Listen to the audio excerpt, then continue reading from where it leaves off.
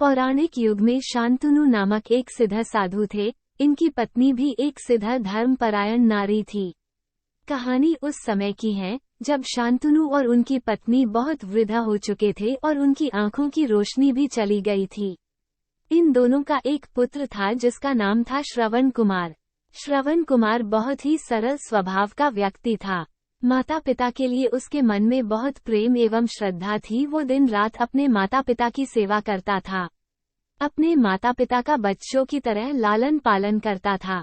उसके माता पिता भी स्वयं को गौरवशाली महसूस करते थे और अपने पुत्र को दिन रात हजारों दुआएं देते थे।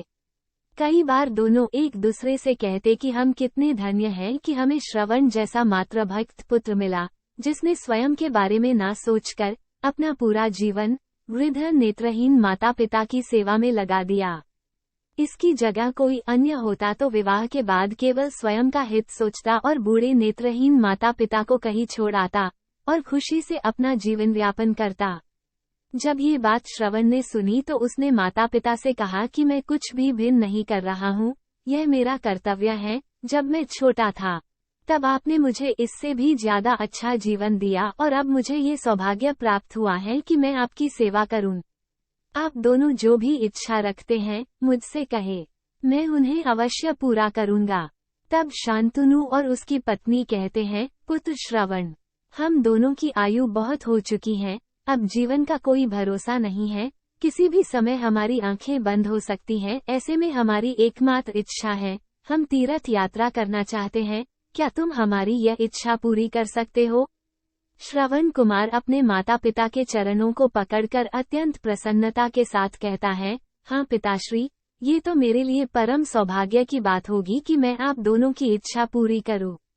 श्रवण अपने माता पिता को तीर्थ करवाने हेतु एक कावड़ तैयार करता है, जिसमें एक तरफ शांतनु एवं दूसरी तरफ उनकी पत्नी बैठती हैं, और कावड़ के डंडे को अपने कंधे पर लादकर यात्रा शुरू करता है। उसके हृदय में माता पिता के प्रति इतना स्नेह है कि उसे उस कावड़ का लेशमात्र भी भार नहीं लगता। अपने पुत्र के इस कार्य से माता पिता का मन प्रसन्नता से भर उठता है और वे पूरे रास्ते अपने पुत्र श्रवण को दुआएं देते चलते हैं। तीर्थ करते समय जब वे तीनों अयोध्या नगरी पहुंचते हैं, तब माता पिता श्रवण से कहते हैं कि उन्हें प्यास लगी है।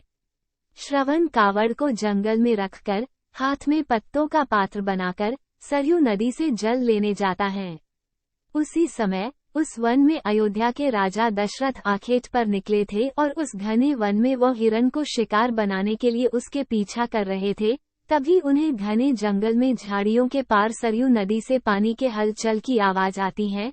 उस हलचल को हिरण के पानी पीने की आवाज समझकर महाराज दशरथ शिकार के उद्देश्य से तीर चला देते हैं और उस तीर से श्रवण कुमार के हृदय को आघात पहुंचता है, जिससे उसके मुंह से पीड़ा भरी आवाज निकलती है, जिसे सुन दशरथ स्तब्ध रह जाते हैं और उन्हें अनहोनी का एहसास होता है और वे भागकर सरयू नदी के तट पर पहुंचते हैं, जहां वे अपने तीर को श्रवण के हृदय में लगा देख भयभीत हो जाते हैं और उन्हें अपनी भूल का एहसास होता है।